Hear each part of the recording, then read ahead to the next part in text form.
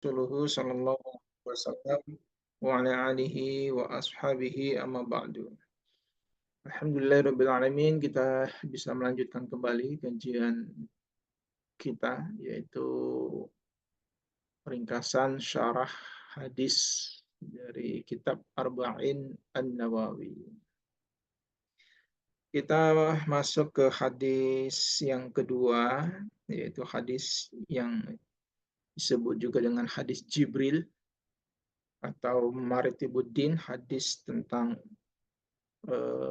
tingkatan-tingkatan agama, Islam, iman, dan ihsan. Juga disebut dengan Ummul Hadis. Kalau di Al-Quran kita mengenal dengan Ummul Kitab, kalau di hadis ya, ada namanya Ummul Hadis, induknya hadis, yaitu hadis ini. Jadi nanti semua ribuan hadis, puluhan ribu hadis, itu adalah penjelasan penjabaran dari hadis ini. Jadi kita mengkaji hadis ini itu sama seperti mengkaji ribuan hadis nanti.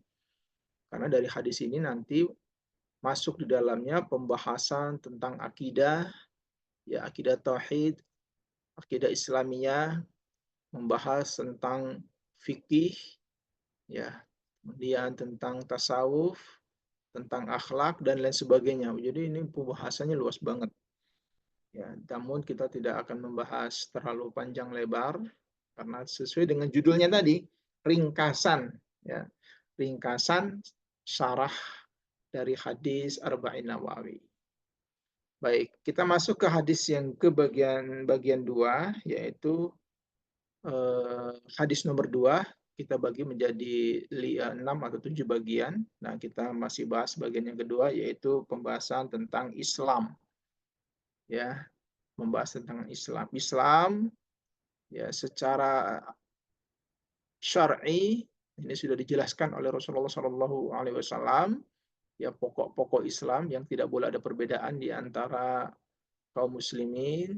Yang dimaksud dengan Islam adalah dua kalimat syahadat, kemudian sholat 5 waktu, kemudian zakat, ya baik itu zakat mal, zakat tijarah dan lain sebagainya, kemudian puasa Ramadan dan haji ke Baitullah. Nah, dari sini kita bahas tentang pengertian Islam itu sendiri. Karena kalau kita bahas tentang Islam sesuai dengan apa yang disyariatkan oleh Nabi di sini, nanti pembahasannya masuknya terlalu panjang ya. Ada khususnya nanti akan membahas bab akidah tauhid, kemudian membahas tentang manhaj, itu pembahasan tentang dua kalimat syahadat. Ya, ada dua bahasan pokok. Ya, asyhadu an la ilaha illallah adalah pembahasan tauhid, dan wa anna Muhammadan Rasulullah adalah pembahasan tentang manhaj atau metodologi di dalam beragama. Kemudian membahas tentang fikih, ya sholat, fikih zakat, fikih puasa, fikih haji dan lain sebagainya. Nah, kita tidak akan bahas itu karena itu nanti akan ada pembahasannya sendiri di dalam hadis-hadis yang lain. Kita bahas dari secara globalnya saja, yaitu tentang Islam, pengertian tentang Islam. Kemarin kita sudah bahas dua, ya pengertian Islam secara harfiah. Nah ini syukur-syukur ya insya Allah hafal lah ya. Jadi harfiah itu Islam itu apa sih? Islam itu adalah keselamatan, kedamaian, tunduk dan kebersihan. Kemudian secara bahasa, ya Islam asal katanya dari asal, kemudian aslama, istislam, mustaslim, kemudian dari salim dan dari salam. Ya penjelasannya silakan dilihat di rekaman yang sudah dibagikan saya lewat ketua ya Pak Wahyono. Mudah-mudahan masih ada rekamannya. Baik, sekarang kita masuk yang ketiga nih dari pengertian Islam, yaitu pengertian Islam menurut istilah. Yang kemarin sudah kita bahas secara istilah, nanti Islam ada pembahasannya atau maknanya secara umum dan secara khusus, ya. Apa yang dimaksud Islam, maknanya secara umum dan secara khusus, ini sudah dibahas di pertemuan yang kemarin. Silakan dilihat lagi rekamannya, ya kalau yang tidak hadir. Nah, sekarang kita masuk kepada rincian makna Islam secara khusus. Ini juga sudah diterangkan sebelumnya. Nanti akan kita ulangi sedikit saja. Nah, ini bagaimana rincian Islam secara khusus. Jadi kalau Islam secara umum, ya kalau boleh saya simpulkan, Islam adalah ya agama, ajaran ya yang Allah turunkan kepada para nabi dan rasul dari zaman ke zaman. Itu disebut dengan Islam. Sehingga umat-umat terdahulu ya sebelum Nabi Muhammad SAW terutus, yaitu semuanya adalah umat Islam. Ini Islam secara umum. Adapun Islam secara khusus adalah ya agama, ajaran, aturan, perintah yang diturunkan oleh Allah kepada Nabi Muhammad SAW. Nah, itu Islam secara khusus. Nah, Islam secara khusus sendiri itu nanti ada rincian-rinciannya. Ya. Yang pertama yang sudah kita bahas juga, Islam itu adalah wahyu ilahi, ya, wahyu dari Allah. Jadi makanya tidak boleh kita berbicara tentang Islam kecuali ya berdasarkan petunjuk ya dari Allah Subhanahu wa taala dan penjelasan dari Rasulullah Shallallahu alaihi wasallam. Tidak boleh kita menjelaskan Islam dengan ra'yu kita, ya, dengan pandangan-pandangan kita. Oh, menurut saya Islam itu begini, tidak boleh. Ya, kenapa? Karena Islam itu aslinya adalah wahyu. Ya, wahyu yang Allah turunkan ya baik kepada nabi-nabi terdahulu maupun kepada Nabi Muhammad Shallallahu alaihi wasallam. Ya. Dan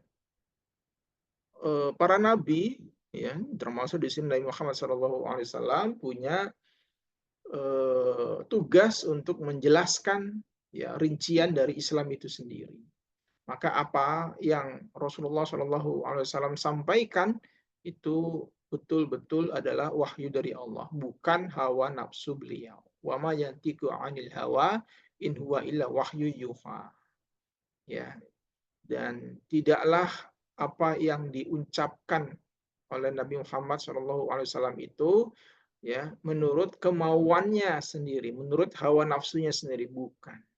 Akan tetapi in huwa illa wahyu yuha itu adalah ya wahyu yang diwahyukan kepada beliau. Ya, siapa yang menyampaikan kepada beliau? Ya, tentunya Allah, namun dengan perantara. Siapa perantaranya? Allamahu syadidul quwa. Yang mengajarkan kepada beliau wahyu tersebut adalah ya, makhluk yang sangat kuat. Siapa itu? Yaitu malaikat Jibril. Ya. Jadi secara rinci Islam ya adalah wahyu Allah yang semuanya terhimpun di dalam mushaf Al-Qur'an yang sekarang kita miliki ini ya, mushaf Al-Qur'an versi Utsmani.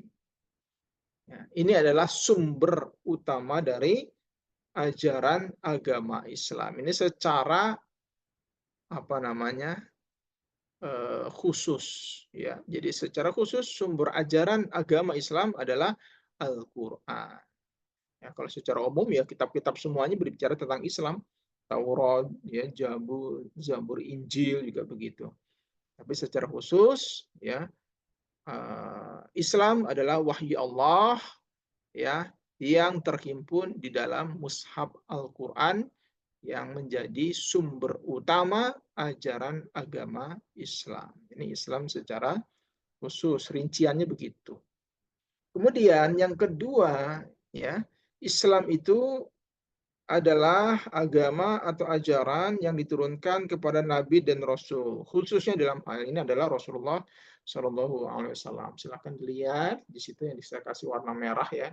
Qul amanna billahi wa ma unzila alaina. Katakanlah Muhammad, kami beriman kepada Allah ya dan kepada apa-apa yang diturunkan kepada kami. Nah, itu Islam.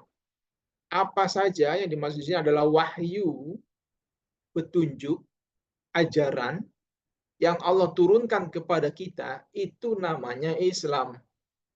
Nah, juga wa ma unzila ala Ibrahim wa Ismail wa Ishaq wa Yaqub wal asbab wa ma utiya Musa wa Isa wa nabiyyun mir rabbihim.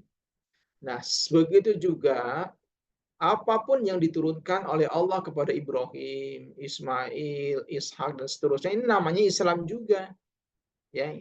Kenapa disebut dengan Islam? Karena semua adalah wahyu dari Allah. Apapun yang bersumber dari Allah, ajaran yang bersumber dari Allah, itu yang dimaksud adalah Islam.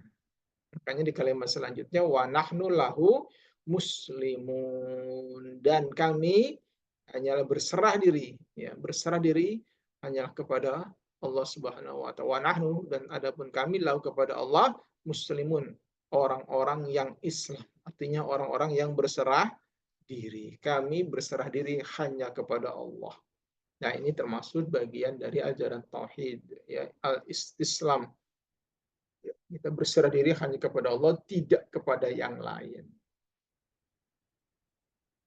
Jadi kalau ada orang yang mengaku dirinya muslim, ya, tapi masih berserah diri kepada selain Allah, nah ini berarti keislamannya belum benar. Bagaimana ya kita bisa sampai ke tingkatan ihsan? Oh, Islamnya aja belum benar. Islam, iman, ihsan. Islamnya aja belum benar. Kenapa?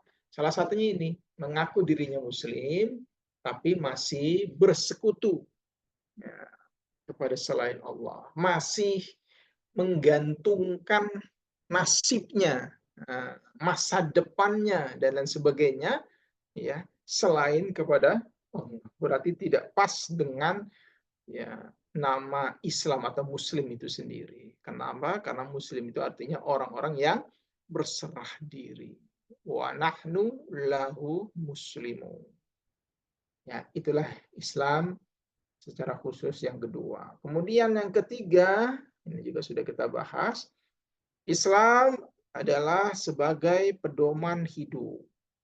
Ya, Islam adalah sebagai pedoman hidup. Ya, bukannya berarti yang lain itu tidak bisa dijadikan pedoman, tidak. Ya. Kenapa? Karena di dalam Islam semuanya dibahas, semuanya diajarkan. Tentunya yang dimaksud di sini adalah pokok-pokok, ya, dari petunjuk untuk umat manusia. Haza basoir linnas. Ini adalah petunjuk, pedoman, ya, linnasi, bagi manusia. Wahudan, dan menjadi petunjuk, warahman, dan menjadi rahmat. Jadi Islam itu, ya, adalah pedoman, petunjuk, dan rahmat bagi seluruh manusia. Dengan catatan di qaumin yuqinun, bagi kaum yang yakin. Kalau dia tidak meyakini Islam sebagai pedomannya, sebagai petunjuknya, sebagai rahmat, ya, maka tidak ada manfaatnya keislamannya itu. Ya, makanya ngakunya umat Islam tapi masih mudah diprovokasi, masih mudah diadu domba, karena dia tidak meyakini sebenarnya bahwa Islam adalah pedoman, petunjuk, dan rahmat baginya. Jadi ada syaratnya, liqaumin yuqinun. Kalau ingin Islam itu bisa menunjukkan, ya, jalan yang baik, jalan yang benar, jalan yang lurus baginya, dia ingin Islam ini menjadi rahmat bagi dia dan keluarganya, maka yakinilah Islam tersebut. Ya.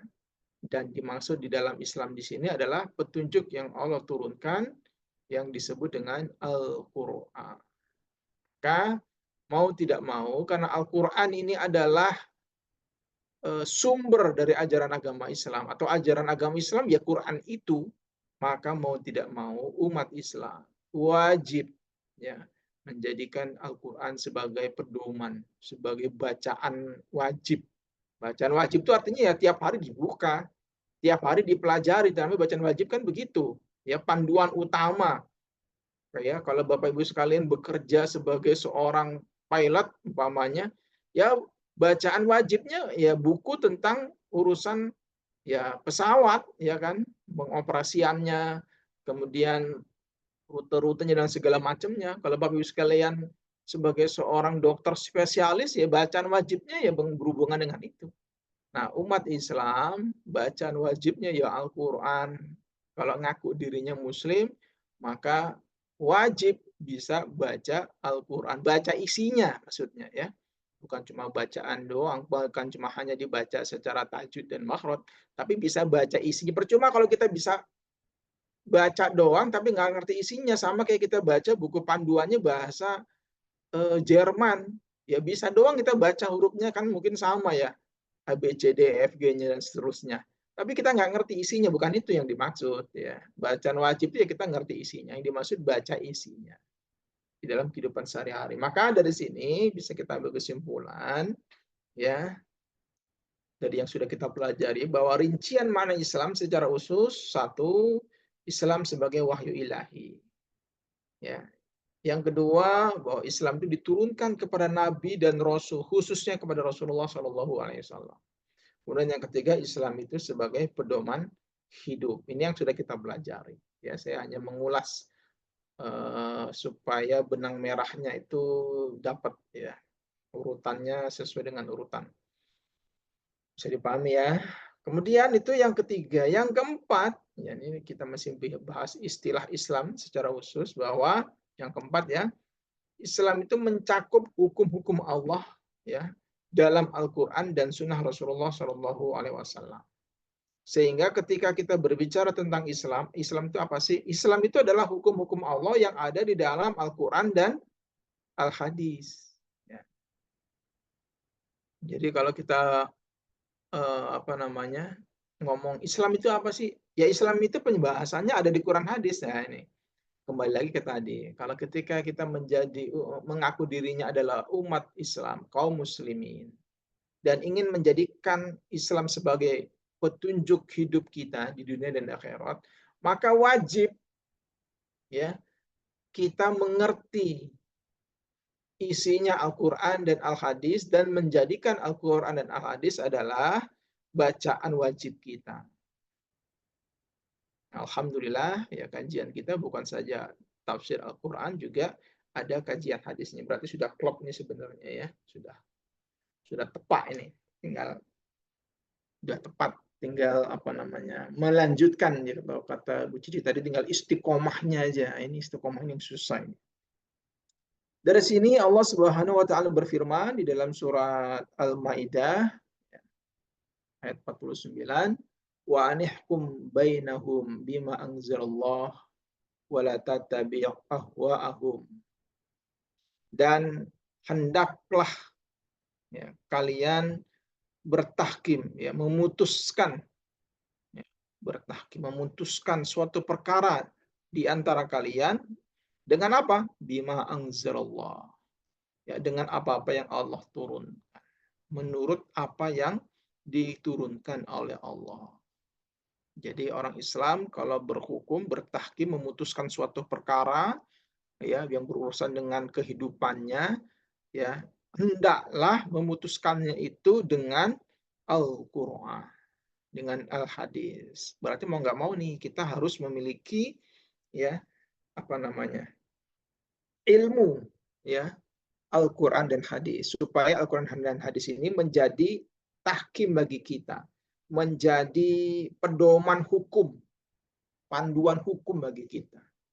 Wala tatabi ahwa'ahum, ya, dan janganlah kalian mengikuti hawa nafsu mereka. Al-Quran dan hadis dijadikan pedoman. Ya. Apakah Al-Quran hadis ini berbeda dengan seolah-olah kan dibenturkan ya. Jadi kalau kita ngikutin Quran hadis itu berarti beda dengan kemauan kemaslahatan umat. Salah, justru Quran hadis itu ya menjadi petunjuk untuk kemaslahatan umat, jangan dibalik. Jadi seolah-olah kalau kita berhukum dengan hukumnya Allah dan Rasul ini berarti akan membuat umat menjadi tidak maslahat. Salah, ini keliru ya. Ya, jadi sama dimanipulasi oleh syaitan pikirannya. Justru kalau kita bertahkim dengan Al-Quran dan hadis, maka Quran hadis itu akan menunjukkan kemaslahatan bagi umat. Ya, cuman yang jadi kesalahan adalah ya berbuat kezoliman mengatasnamakan Islam. Ini yang salah. Padahal Islam sangat mengharamkan kezoliman. Jadi bertolak belakang. Kemudian wahzarhum ayyaftinuka an ba'di ma anzalallahu ilaika. Dan berhati-hatilah kalian ya terhadap mereka, waspada kepada orang-orang yang membenci Islam, waspada terhadap mereka supaya apa? Supaya mereka tidak memalingkan kalian, ya, an ba'di ma anzalallah ilaika, dari sebagian apa-apa yang telah Allah turunkan kepadamu. Ya, hati-hati karena orang-orang non-muslim yang membenci Islam itu ya berusaha agar orang-orang Islam itu berpaling dari ajarannya. Makanya dibuat Islam sedemikian rupa menjadi momok, menjadi sesuatu yang menakutkan supaya orang jauh dari petunjuk. Ya, dibikin seperti itu memang. Fa'in tawallau, kalau mereka berpaling, tidak mau bertahkim dengan hukumnya Allah, tidak memutuskan suatu perkara, perkara apa saja diputuskan berdasarkan Al-Quran dan hadis. Emang bisa urusan kantor diputuskan dengan Quran hadis? Ya bisa, gitu kan? Ya, tentunya dengan ya filosofinya Al-Quran dan hadis itu, ya, bukan langsung teks. Jadi kalau ada deal-dealan ini, wah, kalau Allah, kalau Rasulullah nggak begitu, diambil apa hikmah atau fadilah dari ayat dan hadis yang berhubungan dengan keputusan saya ini. Makanya kalau nggak ngerti, fasalu ala dzikri in kuntum la ta'lamun, tanya kepada ulama, orang yang mengerti tentang ilmu Allah dan Rasulnya, bagaimana harus memutuskan suatu perkara, urusan apapun, baik urusan memilih pemimpin, urusan menikah, urusan bisnis, ya semuanya ada jawabannya di sana. Ya, tanya kepada ulama. Kalau mereka berpaling, tidak mau bertahkim, ya memutuskan suatu perkara dengan apa-apa yang Allah turunkan, fa'lam annama yuridullahu ayusibahum bi ba'di dzunubihim. Ya, maka ketahuilah bahwa sesungguhnya Allah ya menghendaki akan menimpakan musibah pada mereka sebab sebagian dari dosa-dosa mereka. Jadi kalau tidak mau berhukum dengan hukumnya Allah, ini akan membuat kecenderungan apa namanya? Melakukan kesalahan dan kezaliman. Ya, karena hukum Allah itu adil, ya. Sudah sedemikian rupa Allah bikin hukum itu agar keadilan ini tegak di muka bumi. Karena kalau keadilan sudah tidak tegak di muka bumi, maka akan terjadi musibah. Ya, musibah bisa apa saja. Musibah terbesar adalah musibah agama, rusaknya agama di muka bumi. Inilah yang menyebabkan nanti terjadinya kiamat. Kalau dulu rusaknya agama itu ya Allah turunkan Rasul, ya. Dengan Rasul itulah nanti akan memperbaiki agama umat. Nah, ketika Rasul sudah tidak ada, Rasul terakhir sudah nggak ada, ya maka tidak ada jalan lain kecuali menghancurkan dunia ini dengan kiamat. Maka musibah terbesar di muka bumi ini adalah hancurnya agama. Wa inna katsiran minan nas lafasiqun, dan sesungguhnya kebanyakan dari manusia memang orang-orang yang fasik, yakhrujul anit ta'ah, keluar dari ketaatan, tidak mau mentaati, ya mengikuti aturan Allah dan Rasulnya, punya kemauan sendiri, ya punya hawa nafsu sendiri. Menurut saya enaknya begini dan begitu. Menurut saya, apakah ada orang yang mampu mengatur alam semesta ini? Tidak ada, hanya Allah Subhanahu Wa Taala. Jadi nggak bisa menurut kita. Ya, Allah itu mengatur alam semesta ini saling berkaitan satu dengan yang lain. Jadi nggak main-main. Seringkali kita ya kalau kita koreksi diri ya, kadang satu keputusan yang salah bisa mengakibatkan kesalahan-kesalahan berikutnya. Nah, ini tandanya apa? Satu dengan yang lain urusan itu bisa saling terikat. Ada keterikatan, maka hati-hati di dalam memutuskan. Nah, kalau keputusan itu sudah berdasarkan hukum Allah dan Rasul, akan ada keadilan di dalamnya. Nah, itu pentingnya kita menggunakan Allah dan Rasul sebagai hakim ya untuk urusan kita. Kalau kita nggak mau berhukum dengan hukumnya Allah dan Rasulnya, maka ditanya oleh Allah, apa hukmal jahiliyah ya baghuna? Apakah kepada hukum jahiliyah yang kalian kehendaki? Apakah hukum jahiliyah yang kamu inginkan? Hukum jahiliyah itu kan hukum bikinannya manusia. Manusia itu kadang-kadang ya ini yang bikin apa namanya hukum itu maunya. Kalau dia sedang berkuasa, dia akan membuat hukum yang melanggengkan kekuasaannya, menggemukkan kekuasaannya, itu hukum yang dia bikin. Dia bikinlah undang-undang supaya yang halal menjadi haram, yang haram menjadi halal. Umpamanya korupsi yang haram dibikin menjadi halal. Kenapa? Regulasinya diatur oleh dia, ya. Regulasinya diatur sehingga yang tadinya nggak boleh jadi boleh, kan dibikin begitu itu. Nah, ini namanya hukum jahiliyah. Apa hukum jahiliyah itu yang kalian inginkan? Wa man ahsanu minallahi hukman liqaumin yuqinun. Dan siapakah yang lebih baik daripada Allah? Apanya? Hukman, hukumnya. Ya, tentunya ini semua syaratnya liqaumin yuqinun, bagi orang yang yakin. Kalau orang nggak yakin susah. Keyakinan itu harganya mahal, Bapak Ibu sekalian.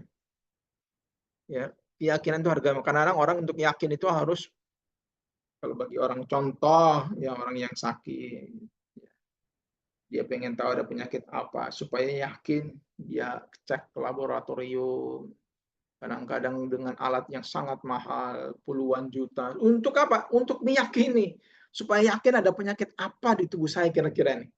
Nah, itulah salah satu contoh itu yang nyata. Jadi keyakinan itu mahal harganya, salah satunya itu. Ya. Nah, sekarang apakah perlu ada kehancuran dulu, baru kita meyakini bahwa hukum Allah itu adil? Manusia itu kebanyakan begitu, kalau nggak ngelihat buktinya dia berangsak, hancur, rusak, belum yakin pilihannya itu salah, gitu kan. Wah, menurut saya ini yang terbaik, ini yang bagus, udah. Ya kan, kalau ada masalah gimana? Jogetin aja lah. Nah, umpama ya kan, beres masalahnya. Jadi kalau belum ada kehancuran di depan mata itu belum yakin, itulah manusia itu begitu itu.